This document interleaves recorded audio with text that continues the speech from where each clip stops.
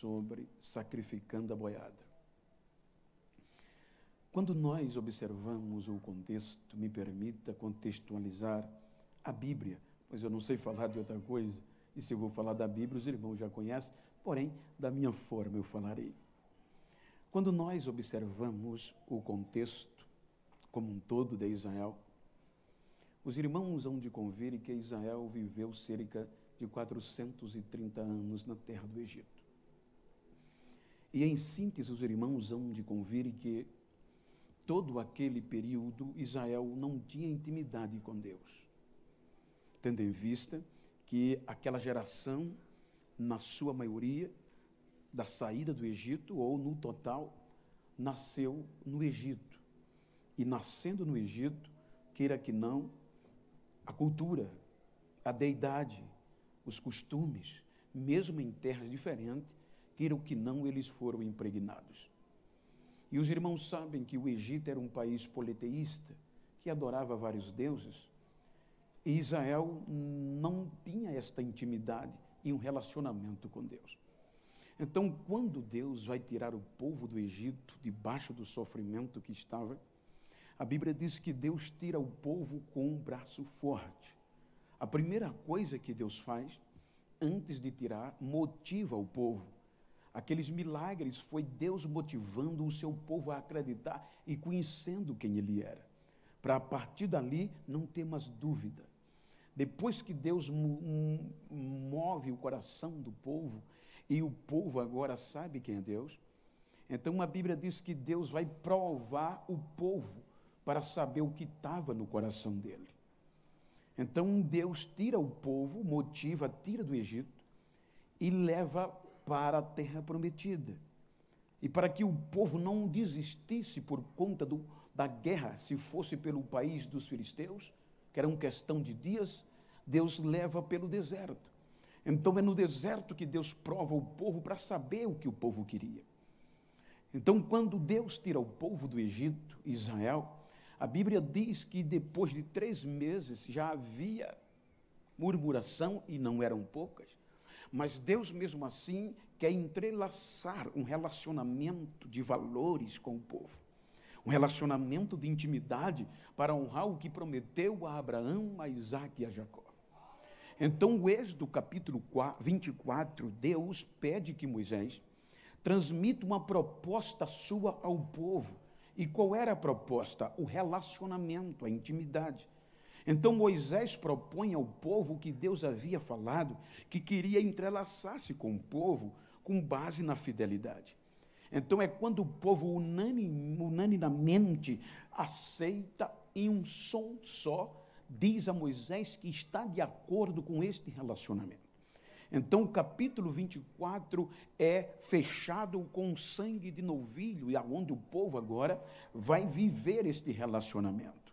Então, os irmãos observam que no capítulo 25, na sequência, tudo no tratado do relacionamento, agora Deus pede uma oferta ao povo nos primeiros 9 versículos, para que o povo trouxesse uma oferta, para que Deus fizesse a partir daí, um centro, um lugar, onde o povo pudesse o reconhecer e o adorar. Então, no capítulo 25, versículo 10, Deus resolve dizer a Moisés que vai dar o melhor para ele, a sua presença. Então, diz Deus a Moisés: Moisés, faz uma arca de madeira de acácia. Deus dá as medidas necessárias. E agora Deus pede para que Moisés, dentro desta arca, colocasse os elementos necessários para o povo nunca esquecer que era o maná e que eram as tábuas da lei. Então veja que aquela arca era de madeira simples, de acácia, mas Deus disse: reveste-a de ouro por dentro e por fora, e faz argola, varais, porque esses varais, essa arca vai ter que ser transportada no ombro dos levitas, principalmente ou unicamente dos filhos de Levi da geração de Coate, os coatitas. Então veja que há um padrão de relacionamento. Então aquela arca ali vem primeiro do que a tenda, do que o tabernáculo, porque a arca, teologicamente, é o símbolo, era o melhor, a presença de Deus, o símbolo na presença de Deus no meio do povo, representada pela arca. Por isso que quando a tenda vem, e Israel não estava apto pelo pecado de se aproximar de Deus, veja que o lugar mais sublime do templo, do tabernáculo, era a arca, santo dos santos. Primeiro o pátio, vem o que? Holocausto, o altar do holocausto, vem o que? O lugar da lavagem, vem o que? O altar do... toda a preparação, mas para entrar na onde a arca estava, só o sumo sacerdote, os levitas, coatitas, só carregava quando a tenda era desmontada e mudava de lugar, ou em caráter excepcional. Então veja que no capítulo 26 vem a tenda, no capítulo 27 do Êxodo, o altar, no capítulo 28, os sacerdotes. Então agora está estabelecido o valor, o povo ser fiel, e a presença de Deus era o melhor que o povo tinha, a ponto que a partir daqui, esta arca conduz o povo, esta arca era o patamar de confiabilidade para o povo entrar na terra prometida. Veja que o povo recebe a presença de Deus como símbolo, a arca era o símbolo para entrar na terra prometida. Então, todo o teor, toda a confiança do povo era a arca, era a presença, era o símbolo, literalmente. Porém, era tão a partir daqui, o negócio ficou tão valorizado, que o mais alto nível da confiança, isso de todos os aspectos, era a arca. Eles faziam de tudo para não perdê-la, só Israel tinha. Então, era tão tremenda que diz alguns historiadores, com base em alguns salmos, que quando o exército de Israel estava na presença de Deus, valorizando o que tinha, quando vinha um período de luta, de guerra, então que era comum, pois rumo à terra prometida foi recheado de guerra, de batalha, então quando o inimigo humanamente, belicamente era mais forte, e Israel não resistia, ia perdendo a guerra, então só tinha uma alternativa. Eles, o general, chamava o mensageiro e mandava direto para Siló, ou aonde, porque Siló vem depois da entrada, mas aonde, melhor dizendo, estava o tabernáculo, e o pedido era que o sacerdote mandasse os levitas, ou o sumo sacerdote, para o campo de batalha, com a arca, porque Israel estava perdendo a guerra. Era tão comum, que a Bíblia diz no primeiro livro de Samuel, capítulo 4, versículo 5, que quando a arca chegava no acampamento de guerra, os soldados e o povo faziam um barulho de glória tão grande que a terra tremia pelo barulho que eles faziam. Então, quando a arca chegava, não era mais motivo de ter medo, agora a vitória vem, a presença chegou, aí a arca ia para a linha de frente, o exército voltava, ficava atrás, a arca na frente, no ombro dos levitas, e um grupo de louvor atrás da arca, como eles cantam aqui. Então eles olhavam para os inimigos, todos bem armados, e agora a derrota até há poucas horas era evidente, mas a presença, a arca chegou. Então os adoradores começavam a dizer: o Senhor dos exércitos é o nosso refúgio e a nossa fortaleza, Ele é socorro bem presente na angústia, pois não teremos medo nenhum, ainda que as águas se perturbem e os montes se joguem e afundem no meio do mar, ainda que haja tsunami e tudo seja abalado. O Senhor dos exércitos está conosco.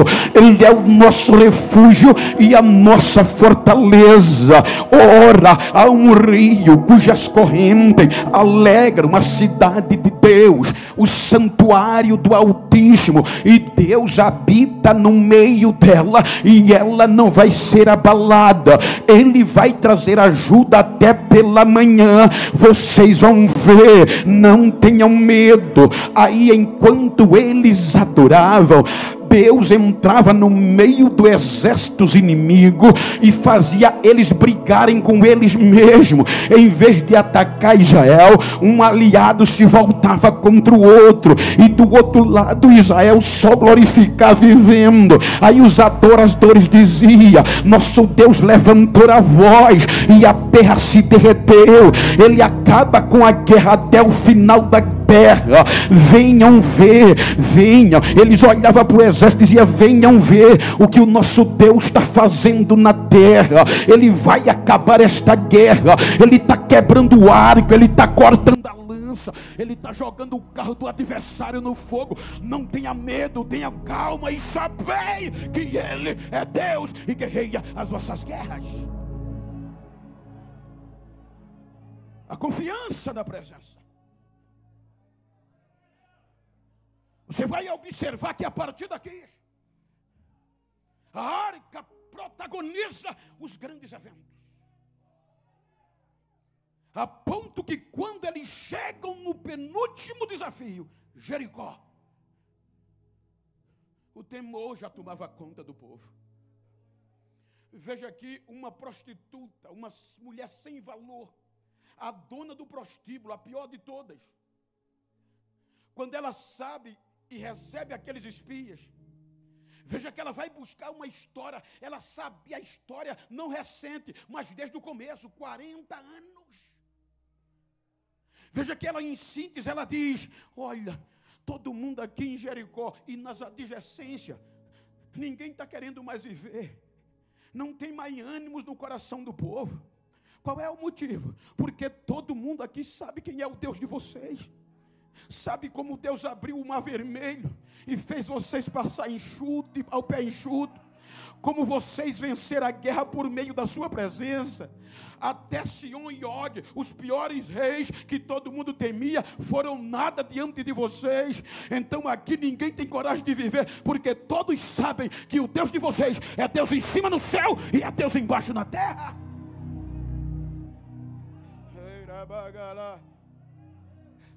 Era a presença. Moisés morre e Josué vai enfrentar o desafio. A arca conduzia o povo, era o símbolo da presença. Você pode ver com base em Josué que o máximo que o povo se aproximava da arca era 1 quilômetro, de 900 metros a 1.000 metros, 1 quilômetro. Aí agora o desafio, o Jordão, um caminho que o povo nunca tinha passado. Porque toda geração que cruzou o Mar Vermelho se foi no deserto, exceto Josué e Caleb. Agora era uma nova geração que ia cruzar o Jordão. Aí Moisés chama o mensageiro e manda passar pelo arraial, dizendo ao povo: santifique-se. Porque sem santificação, sem valorizar a presença, a arca produzia vergonha, derrota e dor. Mas quando era valorizada, ninguém sustentava. Santifique-se hoje, porque amanhã Deus vai fazer coisas que vocês nunca viram. Quando vocês virem a arca de Deus partir no ombro dos sacerdotes, vocês se afastem e se distanciem à medida de 900 metros a 1 quilômetro. Porque vocês vão passar por um caminho que nunca passaram. O sacerdote pega a arca, põe nos ombros. Quando coloca o pé, veja que coisa linda. A Bíblia podia dizer, quando o primeiro sacerdote colocou o pé, o Jordão abriu, mas não. Quando todos colocaram a planta do pé na água, unidade. Porque nós estamos vivendo dias que queremos ser melhor do que os outros, entre aspas. Não esperamos, não ajudamos, não suportamos. Olha para quem está ao teu lado, diga: deixa eu molhar os pés também, gente.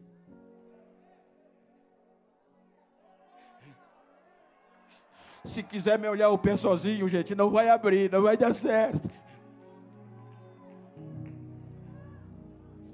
Quando todo sacerdote colocar a planta do pé, a Bíblia anotada no rodapé diz que a cidade de Adar, que é onde as águas começaram a se montuar, estava a 24 quilômetros de onde a arca entrou. Então o segredo não era o sacerdote, era a arca. A 24 quilômetros, as águas que vinham parando começaram a gritar: é hora de puxar o freio de mão. Porque a arca do Senhor, a presença do Senhor está no meio. Os afluentes neste interino começaram a parar e o mar ficou, o rio Jordão ficou enxuto. Você pode ver que o povo, a arca só saiu do meio do Jordão quando todo o povo passou. Depois que todo Israel passou, os sacerdotes também saíram. Mas enquanto ela estava lá, as águas estavam amontoadas. Cruzam o Jordão, vencem Jericó. Quando a gente prega sobre as muralhas, a gente só vê a trombeta, mas pode olhar, quem protagonizou foi a arca, ela estava no ombro. Josué distribui as heranças, cada tribo a sua. Capítulo 2 de Juízes, Josué morre, e os líderes, os anciões que lideravam com ele. E o versículo 10 do capítulo 2 de Juízes diz que levantou-se em Israel uma nova geração. E essa geração não conhecia Deus. Essa geração não tinha intimidade com Deus. E agora começaram a desvalorizar o que tinham. Porque cada um resolve fazer o que queria e andar do jeito que queria. Cada um procurava o seu Deus.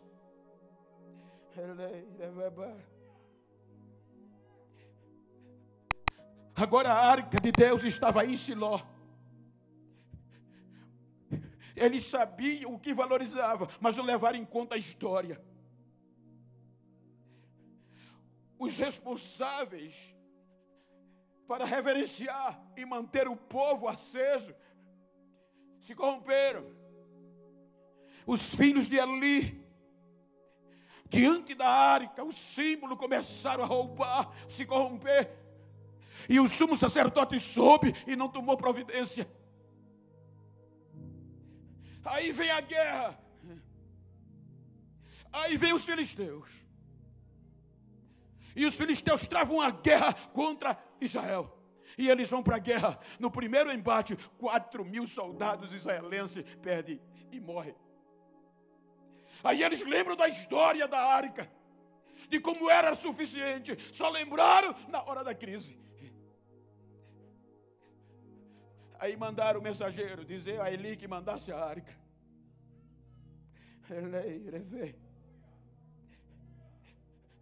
Mas ele já não valorizava mais os valores. Eles tinham perdido os valores. Se você ler o capítulo 4 de Samuel, o primeiro livro, versículo 5, você vai ouvir que quando a arca de Deus chegou no ponto de guerra, eles gritaram de uma forma tão jubilosa que a terra tremia. Os filisteus, ouvindo o barulho, gritaram: que barulho é esse? Aí o mensageiro disse: a arca de Deus chegou no arraial. Os filisteus disseram: acabou, estamos mortos. Os filisteus valorizaram mais o que a arca fazia do que os judeus. Aí travam a guerra. Quando travam a guerra, a arca não resolve, porque o segredo, os valores tinham se perdido do povo. O povo não valorizou mais o que tinha. E sem santificação, a arca só produz derrota e vergonha.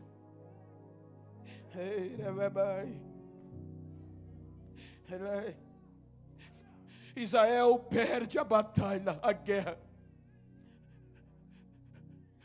E a arca é tomada pelos filisteus. A primeira vez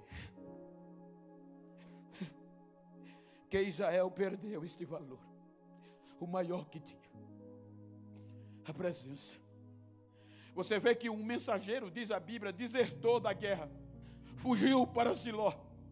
E quando chegou em Siló, que era o templo, o lugar do tabernáculo, o sumo sacerdote estava ansioso pelo que estava acontecendo. E o mensageiro vem gritando, e Eli ainda suporta. Quando ele diz, o que é que houve? Ele grita, Israel perdeu a guerra. O sumo sacerdote aguenta a notícia. Os teus filhos morreram. Ele aguenta a notícia. Mas quando o mensageiro diz, a arca de Deus foi tomada, o impacto foi tão grande que o valor foi embora, que o sumo sacerdote cai da cadeira, quebra o pescoço e morre. A notícia se espalha em Siló. A mulher de um dos filhos de Levi, do sumo sacerdote ali, estava grávida. E ela suportou, o bebê estava no ventre. Não era hora de nascer. Aí a notícia chega no ouvido dela, Israel perdeu a guerra. O menino suportou lá dentro. O teu marido morreu. O menino suportou a morte do pai antes de nascer. Mas quando o menino disse, ouviu dizer, a arca de Deus foi tomada,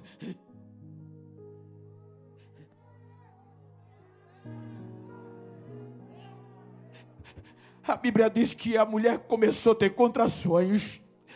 E o parto foi prematuro, o menino nasceu, e enquanto ele nascia, ela estava prestes a morrer, só porque a arca, o valor foi embora, mas ela ainda disse, põe o nome dele de Icabod, porque quem olhar para ele vai lembrar desse momento, e se foi a glória de Deus, o valor foi embora.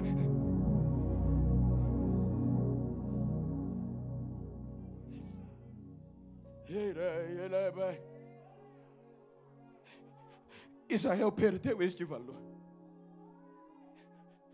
Ela faz uns estragos na vida dos filisteus, porque os filisteus não eram santos. Passam meses entre os filisteus. Os filisteus não suportam a vergonha e a derrota. Viu o seu Deus Dagom ser estraçalhado, mutilado, só pela presença da arca. Consultaram os seus sacerdotes, os seus especialistas. O que é que está acontecendo? É a arca do Deus de Israel. Vai ter que devolver, e devolveram. A arca volta para Israel voluntariamente, carregada num carro de boi. Quando alguém viu, Bet-Semes, se não me engano, se alegrou. Mas sem citrificação, foi tocar na arca. E morreram cerca de 70, salvo engano, homens. E a notícia agora era que a arca estava matando em vez de dar vida. Então veio o pessoal de Kiriat Jearim,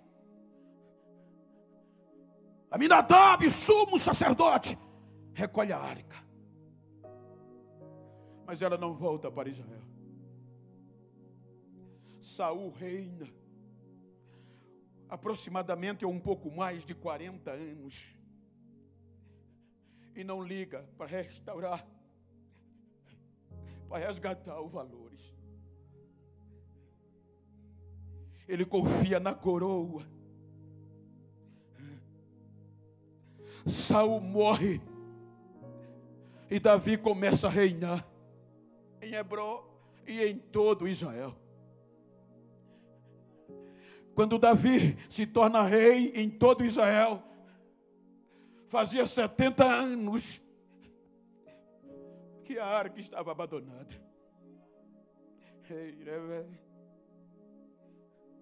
Aí ele convoca os seus príncipes, as autoridades eclesiásticas e administrativas, os líderes.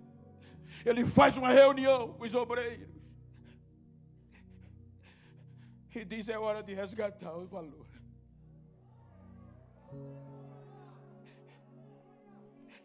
E para resgatar o valor vai ter investimento. E eu quero todo mundo, avisa o povo.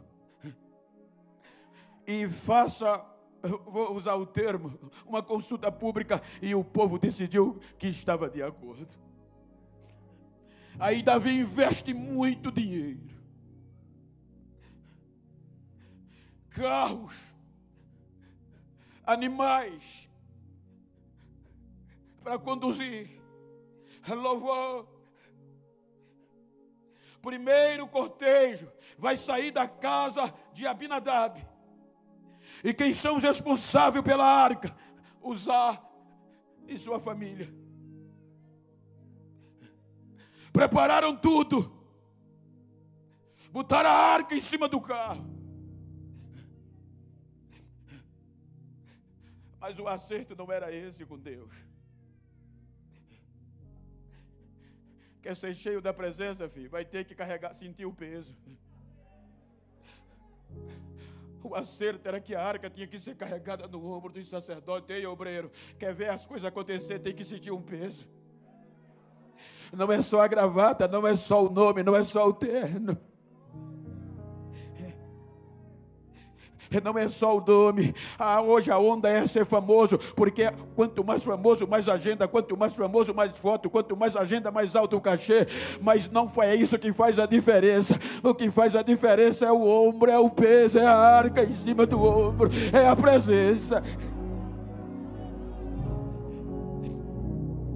A arca passou anos na casa de Uzá e não valorizaram o que tinha. Se eles valorizassem, eles diziam: não, Davi, não é no carro, não, é no ombro. Por isso que quando o boi tropeçou, ele vai tocar. Aí Deus disse: não, filho, você teve chance o tempo todinho e não valorizou, agora quer se amostrar no dia da festa, vai morrer. Porque tem gente que só aparece no dia da festa. Depois da festa esquece o valor da presença e quer viver como quer. Não, é na festa, é janeiro, é fevereiro, é abril, é março, é até dezembro, é o ano todo, filho.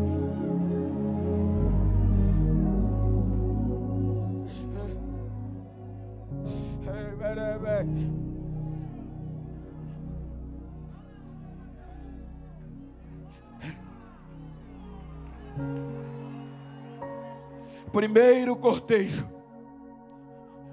você vai ver o sacrifício: um boi e um novilho, da saída de Bet-Semes até a eira de Nacon, aonde os bois tropeçaram, salvo engano o nome.